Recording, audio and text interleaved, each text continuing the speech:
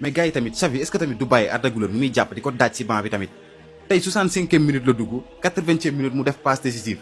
bii boobu noonu moo indi victoire bi. bon les gars man nag sama avis kese lay joxe quoi sama avis waaw man la concerné quoi peut-être dina am ñoo xam ne duñ ci d'accord quoi mais lépp ñu waxtaanee ko si commentaire yi quoi mais gars yi pour man Xavi Alonso kii nii Arda Güler dafa war di départ gars yi dañu waxante dëgg Arda Güler depuis début saison ba léegi il est performant que ce soit en équipe nationale que ce soit en club il est toujours au top waxuma loolu yëpp sax mais sa connexion avec Kylian Mbappé rek beneen affaire la quoi vraiment dañoo déggoo tellement ñoom ñaar mais Arda Güler ñaata passe la def Kylian Mbappé ñaata passe décisive la def Kylian Mbappé en tout cas statistiques yi rek war na tax Arda Güler nekk titulaire quoi Real Madrid parce que nag pour man amul benn milieu terrain si Real Madrid buy def lu raw li Arda Güler def quoi xool leen 4 buts et 8 passes décisives cette saison toute compétition confondues 8 passes décisives gars yi Arda Güler donc pour man Xavi il va falloir muy teg Arda Güler quoi di ko départ loo quoi parce que nag booy bi li ma leen wax rek il est performant si clubam ak équipe nationale yëpp fépp lay toj depuis début saison ba léegi macha allah donc booy bi bul ko jàpp di ko teg ban di te muy perdre rythme quoi instant mu ngi si rythme bu extraordinaire donc nañ koy teg muy jouer xam nga di départ pour man loolu la quoi léegi yéen wax leen ma seen xalaat si commentaire yi ba xam d'accord ngeen ak man wala déet ñu waxtaanee ko si commentaire yi quoi. Arda Güler les gars, Arda Güler. Gars, quel joueur. Gars, quel magnifique joueur, ça, gars. Tout ce que vous voulez. Techniquement, tactiquement, défensivement, offensivement, sexuellement, tout ce que vous voulez. Arda Güler, machallah, il est trop fort. Machallah. Non, quel joueur. Depuis Dao, là, tu es dans le top. Depuis Dao, nan Pabi. Pabi, du coup, il y a un boy qui est là, il y a un petit football. Boy, il y a des petits terrains, il y a des 10 000 qui ont talent. Pabi, lank. Moi, je vais dire, Pabi, lank, ni me dit, moi, Olof. Coupe du monde des clubs bi commencé gars yi di critiquer milieu de terrain Real Madrid dañu war a wuti genre milieu de terrain lii dañu war a wuti genre milieu de terrain typique lii typique là ma leen gars yi def leen attention jël leen seen temps au Real Madrid am na benn jour bu ñu woowee Arda Güler li ngeen bëgg nii mën na ko te li gën a am solo lay def da lay génne ay dernier passe xool leen retour défensif bu Arda Güler yi xool leen pressing bu Arda Güler yi non macha allah rien à dire il est tout simplement exceptionnel actuellement c'est le meilleur joueur du Real Madrid li ngeen xam ngeen loolu actuellement Arda Güler c'est le meilleur joueur du Real Madrid rien à dire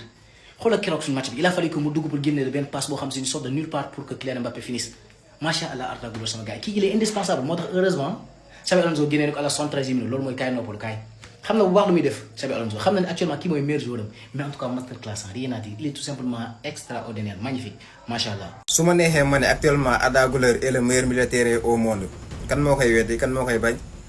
kan rek mooy ñëw wax li ma wax nii amul vraiment tey wanewaat na ko Arda Güler master class d'ailleurs même il a été nominé homme du match malgré dafa génn moom lañ jox homme du match et c'est très très mérité gars yi car tey gis nañ première période bi Arda Güler c'est vraiment illustré dans ce match ses centres ses passes crochet Arda Güler dafa xaw a ñàkk sens tuuti bu Real Madrid manqué attaquant boo xam ne day tëb mbëkk quoi Mbappé xam nañ ko Mbappé moom da lay dugal def lépp mais mbëkk waxu si dara bal day ñëw nii sax mu baaxul noonu vraiment ak lii nii milieu terrain sax ñooy dem di yëg di mbëkk parfois ay militants yooyu noonu mais Arda Güler su amoon jeu de tête dina am passe décisive ba doyal vraiment en tout cas c'est un crack gars yi ñu ngi doon wax ay match yu mag yii nii kenn du ko gis xanaa tey jii nii match bi du match bu mag Juventus c'est une très très grande équipe en tout cas on espère et on attend cette performance au Classico inchallah. Gars, regardez-moi li Arda Güler dugulu defu pas décisif mais moom moo terminé homme de match mais Arda Güler li magistro les organisateurs de notre militaire mais booy Arda Güler booy hëtëtë booy ñu ngi sant yàlla lu ñu am Arda Güler suñu militaire mais gars vous avez vu les matchs Arda Güler tey jii nii gars température de jeu gars organiser suñu militaire jamono ci ñu toll nii gars gën a ne si Arda Güler mooy zéro pression mooy Arda Güler day jël risque quoi franchement il prend des risques moo tax genre joueur ne Arda Güler bu ñu nekkoon en forme ne jàppal ni seen militaire jour boobu noonu du dox quoi franchement mais Arda Güler il est extraordinaire il est incroyable créativité de jeu gars franchement xool leen pied gauche bi gars centre bi mu defal kii di Valverde gars Valverde mooy dóoru Valverde te joueur kii di Juventus bi génn mais franchement y a rien de mais Arda c'est un magistro c'est un pied magique j'espère que na gars contre FC Barcelone gars tu seras décisif parce que on a besoin de toi jamono juntoon li ngay def début de saison man pour moi Arda Güler bu fin de saison bi nag man pour moi Arda Güler il doit être récompensé na gars par un trophée individuel na y a rien à dire mais gars wax na ma seen avis commenté ndax ngi gisee match de Arda Güler. gars yi Arda Güler mi laa bëgg ngeen mayal ma ko ay kër yu weex tàll gars yi Real Madrid bu nekkoon nit ma ne la Arda Güler mooy xol bi il est exceptionnel Arda xëral ci mazem la yor mutardam yor jimboom xëral di non man Arda mooy xale bi moo mën a football Arda mën na football yaru na jeu Real Madrid sans Arda Güler dara du dox Arda xoolal digg bi yëpp lay ratissé di suy di baraadam la yor di xellel ku ko neex ci alxuraan te xoolal fu jaar yoon la koy teg jeu bi fu jaar yoon lay teg jeu bi il est excellent Arda Güler. Arda mënuñu chaque jour ñu wax si yow billaay sonn nañ mais Arda yaa baax Arda qui es-tu Arda yem nga ci sa poojo ndey Arda yow kenn gisula ngay iri wala ñu lay iri Arda kenn gisula si ñàkk fayda Arda yàlla na la yàlla aar yàlla na la yàlla suturaal Arda li nga mën ngi yàlla nga continuer nga gën a mën lu ko raw Arda Güler Arda ñun sant nañ la ñun Arda yàlla na la yàlla may jàmm Arda Güler. 7 matchs sans victoire pour Juventus de terrain déggu leen ma xanaa 7 matchs Maxime bi jàll mu nekkoon 6 match tay bi nekkoon 7 match yoo xam si ni Juventus mi ngi koy football mais lan moo ko tëm ndam mais li nga xam si ni Juventus mi ngi koy def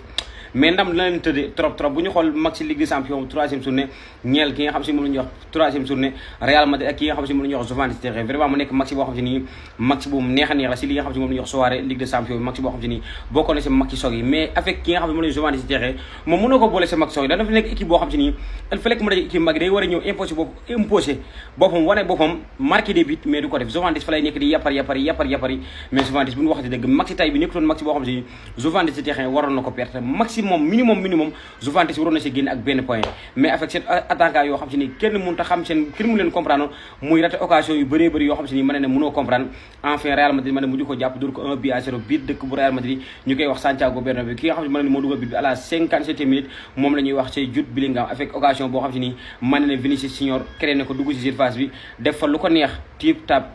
dóor mu dal si kii bi comme avec Jude Bellingham dafa nekk militaire boo xam si ni moom dafa xam fi nga xam si ni fa la mën a position pour bal bu ñëwee mu yoppali comme ni nga xam ne la ko booy tuddee monsieur yoppate si na xaw ma dooleeti na moom daal ginnaaw bi nga xam ne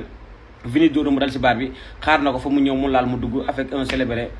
di man maay Jude Bellingham est de retour gars yi actuellement nii le mode classico est de actif. chaque jour ma ne leen soo leen joué ak Real Madrid am na occasion yoo xamante ne soo leen ko ratee ça va vous coûter très très cher. Et c'est presque la même occasion la Hugo Ekitike dugal day. Et derrière action du Real Madrid but 1-0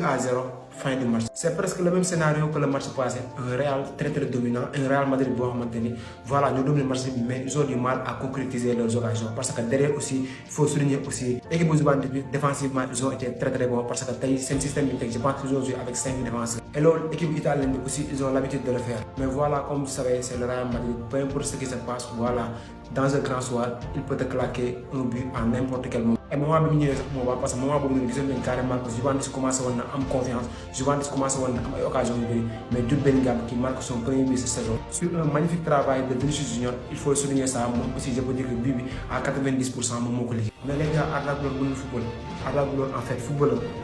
non mais ça fait plaisir surtout première période bu ñu def tey jii nii en fait da ngay seetaan Arda mu joué yow ci boobu da ngay kontaan quoi parce que tey jii nii moom moo nekkoon le maître à jouer de cette équipe du Real Madrid et wallahi en tant que amateur du foot damay kontaan à chaque fois di seetaan Arda en tout cas une victoire très très importante voilà y a pas grand chose à dire même si que Juventus benn instant xaw naa leen mere parce que amoon na occasion yoo xamante ni waroon nañu koo dugal mais aussi Courtois a fait un excellent match de très très belles arrêts et des arrêts décisifs voilà Openda nula mënoon na dugal action boobu mais Openda man yéen ñu doon xalaat bu dugal action boobu sax yéen a ko def en tout cas 3 matchs 3 victoires pour le Real Madrid en Ligue des Champions le classico s'annonce très bien voilà. Arda Güler wane ne actuellement vraiment il est en forme ce match qu'il a délivré aujourd'hui c'était autre chose malheureusement pour les autres on a vu que Arda Güler qui était dangereux ci match Real Madrid Vinicius il s'est montré ci action bi nga xam ne moo permettre Real Madrid dugal ci Bellingham renard de surface bi nga xam ne moom la taxawee tey mais Juventus am nay occasion mais grâce à un très grand Thibaut Courtois il a sauvé le Real Madrid. Classico bi mu ngi ñëw nag Real Madrid gañ ci score bu ndaw match bi nag était ennuyeux li waral li ni mel kooku di Juventus nangul woon génn bloc baa la taxawoon pour am ay contre exploité ko malheureusement pour moom amul ay flèche yoo comme nam amee woon ay ñoom Timothy Weah ak ñoom seen y avait que Yves Lise et kooku ñu naan ko mën naa ni Vlahovic ci kaw te moom jot na am occasion boo xam ne ci perte de balle Real Madrid la mais malheureusement ju ko dugal avec grâce à un très grand arrêt ba Thibaut Courtois def. mu ngi noonu on a senti que la défense de Real Madrid y a des absents mais classico bi mu ngi ñëw ñu ngi xaar lu situation bi nar a mujjee ñoom ñaar ñëpp ku ne gagné ne Barça ak Real yëpp mais en tout cas match bi tey jii on a vu un très grand coquet di Arda Güler. Vinicius il peut mieux faire de même que Kylian Mbappé on verra ci classico ba xam dinañ gën a yeewu ou pas mu ngi noonee gars yi jaa ngeen jëf. ah macha allah non macha allah qu'est-ce que je suis gars yi kontaan naa trop barke alxuraan dama kontaan ci équipe bi yàlla xam na loolu est-ce que kontaan ngeen ci équipe bi non sincèrement je suis trop content Real Madrid mener match bi du début jusqu'à la fin maîtriser lépp lu muy def mais pressing bi nag ah macha allah.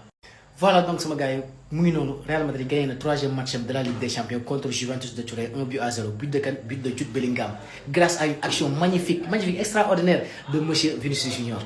damay wax nañ ko ñaanal rek noonu nañ ko ñaanal quoi niveau bi continuer mu ngi amaat niveau am ndànk-ndànk ba léegi niveau am ñëwagul de en réalité non il est extraordinaire il est juste extraordinaire monsieur Vinicius Junior niveau mu ngi ñëwaat tuuti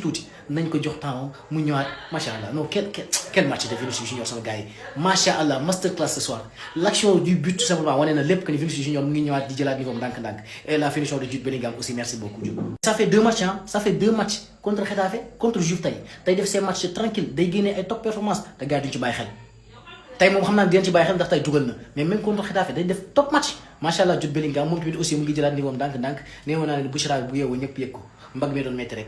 nag lu ma jaaxal mooy lan moo tax Juventus de Turin lànk bañ a joué la moo tax parce que résultat yi match yi mu paase man du ma seetaan match Juventus de Turin mais quand même bi ma xoolee résultat match yi passé dama ne Juventus de Turin bi yaakaaruma ni am na dara lu mu war a mën a gagner Real Madrid mais pourquoi ils ont refusé de jouer match bi yëpp dañu ko défendre et c'est quand même c'est pas bien moo tax match bi demee 1-0 nañ remercier seen gardien bi ndax suñu remercier wul seen gardien bi dinañ encaisser minimum 3 buts ça c'est sûr et certain mais bravo à eux parce qu'ils ont réussi à